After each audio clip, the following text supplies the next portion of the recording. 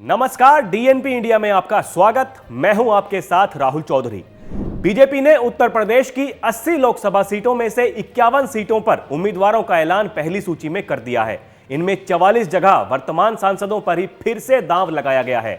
अब शेष बची 29 सीटों पर मंथन का दौर जारी है। सहयोगी दलों की बात करें तो 2 सीट आरएलडी को दी जा चुकी हैं।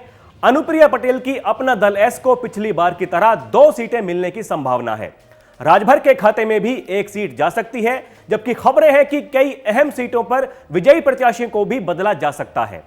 यूपी में बीजेपी की तरफ से बाकी बची सीटों में से 7 ऐसी सीटें हैं जहां 2019 के चुनाव में जीत हासिल नहीं हो पाई थी। इन हारी हुई सीटों पर विशेष ध्यान रहेगा। हालांकि पहले जारी हुई 51 सीटों की लिस्ट में बीजेपी ने 3 ऐसी सीटों पर प्रत्याशी बदल दिए जहां पिछली बार हार का सामना करना पड़ा था।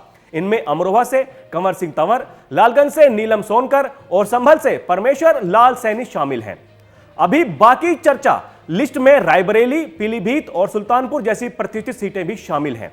अमेठी में जहां राहुल गांधी का किला ध्वस्त करने वाली स्मृति ईरानी एक बार फिर से दांव लगाया गया है, वहीं कांग्रेस की परंपरागत सीट रायबरेली में अभी विपक्षी उम्मीदवार के चयन का इंतजार किया जा रहा है। सुल्तानपुर और पीलीभीत में बीजेपी की तरफ से प्रत्याशियों का चयन इस बात पर निर्भर करेगा कि वर्तमान सांसद मेनका गांधी और उनके बेटे वरुण गांधी को लेकर पार्टी क्या निर्णय लेती है। इसके साथ ही बलिया, देवरिया, मेरठ, मुरादाबाद, सहारनपुर, मैनपुरी, हाथरस सीट पर कैंडिडेट्स बदले जाएं या नहीं, बीजेपी इसको लेकर भी मंथन कर रही है। बड़ा सवाल कैसरगंज से बृजभूषण शरण सिंह को टिकट दिए जाने को लेकर भी चल रहा है। पश्चिमी यूपी में बागपत और बिजनौर की सीटें गठबंधन में शामिल हुई आरएलडी को दे दी गई हैं। उधर सोनभद्र और मिर्जापुर लोकसभा सीट के लिए अनुप्रिया पटेल के खाते में जाने की पूरी संभावनाएं जताई जा रही हैं। वहीं पूर्वांचल में घोसी और गाजीपुर की सीट पर कैंडिडेट्स का ऐलान सुभाषपा मुखिया ओम प्रकाश राजभर से बातचीत के बाद किए जाने की चर्चा है। यहां बीजेपी के सिंबल पर सुभाषपा प्रत्याशी भी मैदान में उतारा जा सकता है। राजभर के खाते में घोसी सीट जाने की ज्यादा संभावनाएं हैं। गौरतलब है कि 2014 के लोकसभा चुनाव में बीजेपी ने 80 में से 71 सीटें जीती थीं, जबकि 2019 के चुनाव में यूपी की 80 में से 62 सीटों पर बीजेपी ने जीत दर्ज की थी और सहयोगी अपना दल एस के खाते में 2 सीटें आई थीं।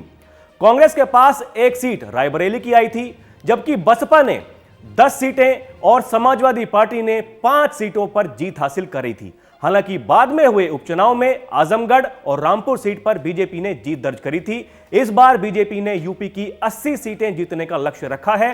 अब इसमें पार्टी को कितनी कामयाबी मिलती है, ये तो चुनावी नतीजे ही बताएंगे। उसका रहेगा इंतजार। अभी के लिए इतना ही। खबरों का सिलसिला जारी है। आप देखते रहें डीएनपी इंडिया। नमस्कार।